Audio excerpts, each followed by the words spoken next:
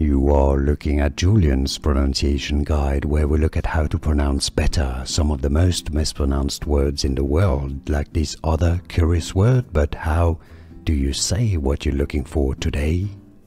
We are looking at how to pronounce the name of this famous Catalan architect, famous for designing many monuments in Barcelona, including this one or the Sagrada Familia as well.